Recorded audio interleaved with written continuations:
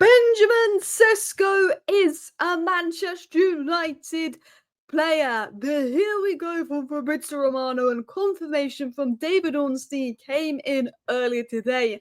Then Sesko got right on a flight over to England, over to Manchester for his medical tomorrow, and he's set to be announced on Saturday at the game at Old Trafford, which is also bringing David De Gea back. I'm really excited for that friendly, but Sesko has arrived. He got on his plane. He didn't want to wait till the next morning. He's ready. He's excited for his move. And the interesting thing is, Sesko, accepted a lower salary at Man United than apparently what Newcastle were willing to offer him. His agent took less of a fees.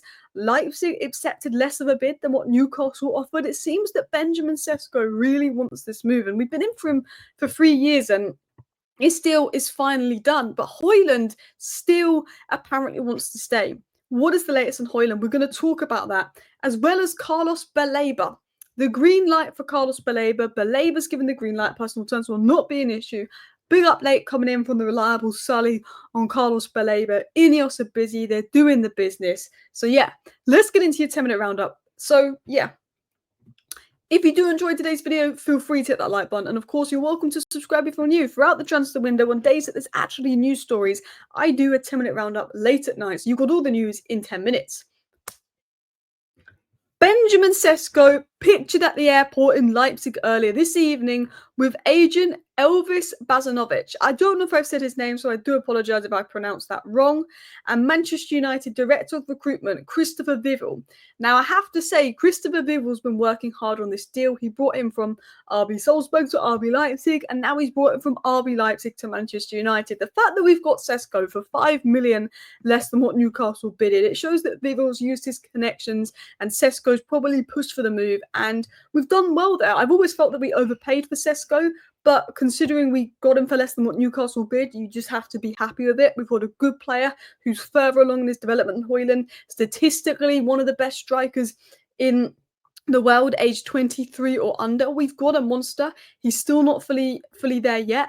There's still elements of his game which we're signing him off potential, but we've got a very good signing in Benjamin Sesko. And considering we're looking at midfielders, I'm very happy with the deal. I was concerned that we were going to spend all the money on him and not get a midfielder. And I think that there's elements of his game that we've got to be patient with. He's not completely ready-made, but he is better than Hojlund. He is further along than Hojlund. And he's been spotted at the airport here with Vivell getting in. And he even got pictured by Luckhurst. But you actually can't see him in the car, but he's trying to hide because obviously Manchester United, even though everyone knows the deal is done, when Romano does his here we go, we all know the deal is done. Manchester United love that. Let's announce him. Let's maybe try and surprise a few people. But yeah, we've got some interesting updates and developments coming out on Benjamin Sesko. 160k per week salary, which could go to 200k a week. Now, Romano said that Newcastle United were willing to offer a higher salary, but Sesko really wanted the move. He accepted a lower salary at United, but also if we get Champions League football, it will become higher, to be fair to us. And Sesko's agent took less of a fees to facilitate the move. Leipzig offered less of a bid. While Sesko's expensive, but it's 66 million up front, at the end of the day, in this striker market, when Sesko was originally being quoted at 90 million to Arsenal, to get him for 66 million up front, it's a lot of money. I said it originally, I didn't want to spend over 60 million on him, but we look at the Newcastle bid, we look at what Leipzig quoted Arsenal. I'm happy with that because we're still looking at midfielders. We didn't spend all the budget on the striker. I'm happy with that. We're still looking at midfielders. And let's be honest, Sesko is a better player than Nicholas Jackson. And while I think Watkins is a more guaranteed success next season, in 3 years' time, you'd expect Sesko to be a level ahead of what Watkins is now. And I think with Cunha and Mbumo and Ahmad and Dorgu and Bruno and, there is some actual good players at Manchester United around him. I think Sesko could be a real success at Manchester United. But he's definitely further along than Hojlund in his development. He's got a lot of goals. He was good in the Champions League. But we have to be patient. We have to give him time. We can't expect him to come in and score 30 goals. But I think we can expect him to come in and be a good threat in transition, a good threat with pace. I think we can expect him to come in and bring a lot. And I think our attack's going to be exciting next season. Cunha, Sesko and Mbumo. Regardless, I think our attack's going to be exciting. My worry is the midfield. The attack could be exciting. We've addressed our biggest problem in goal scoring with 3 brilliant signings, and I'm really happy with the business we've done in attack, but we need to sort the midfield. And I don't know if this is possible but Carlos Baleba is the dream, and Sully is very credible, and he said, new Carlos Baleba has given the green light to Manchester United for a transfer to Old Trafford this summer. We've now got the Carlos Baleba green light. Carlos Baleba is fully open to joining Manchester United. The club know this, personal terms seen as no issue. However, the deal is seen as difficult due to Brighton's demands.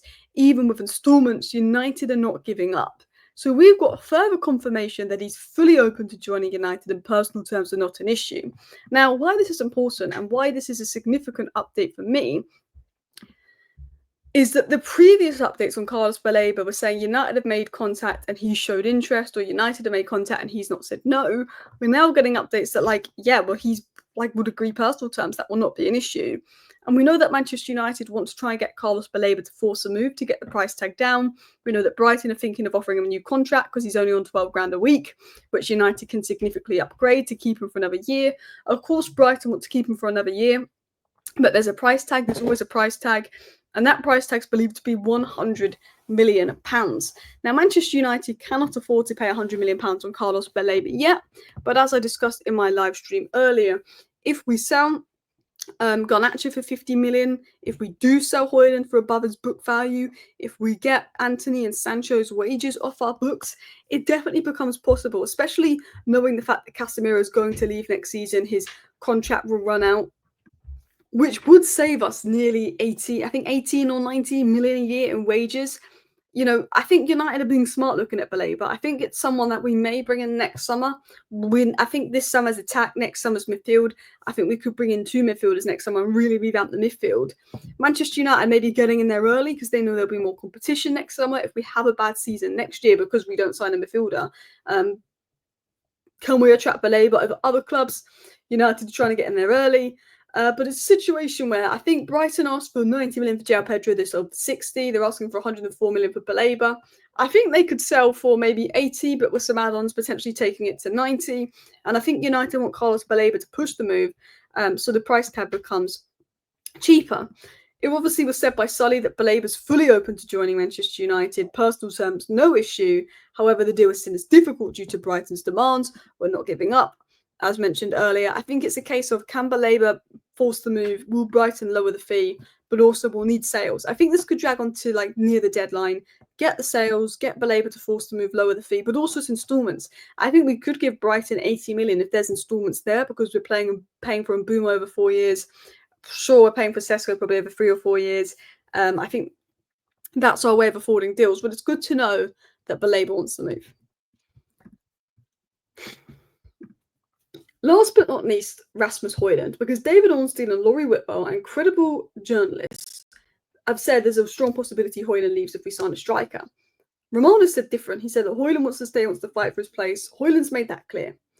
Manchester United is set to discuss with Rasmus Hojlund about his future. AC Milan are aware of possible opportunities on loan deal with heavy loan fee and salary covered.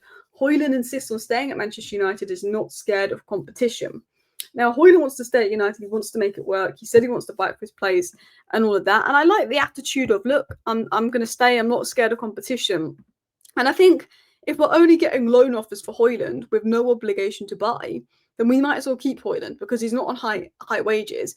And I think while I'd like to sell Hojlund, unless we're getting 40 million plus obligation to buy or 40 million plus sale, it probably makes no sense to sell Hojlund if we're just putting him out on loan because his salary isn't really an issue. You know, putting Sancho and Anthony out on loan with their salary gone is fine because their salary is 4 times that of Hojlund's. So Hojlund wants to stay. I think he hasn't had that conversation with Manchester United yet because they're going to make sure Benjamin Sesko does his medical, because if he fails his medical, the deal won't happen.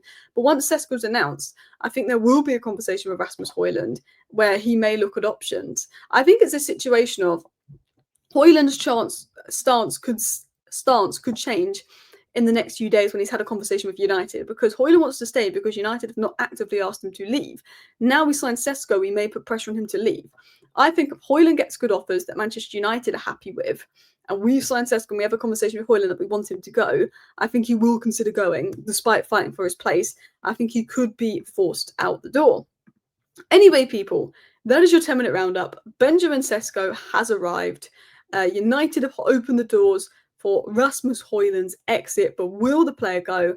And Carlos Baleba has given the green light. Let me know your thoughts down below. Thank you for watching. Bye.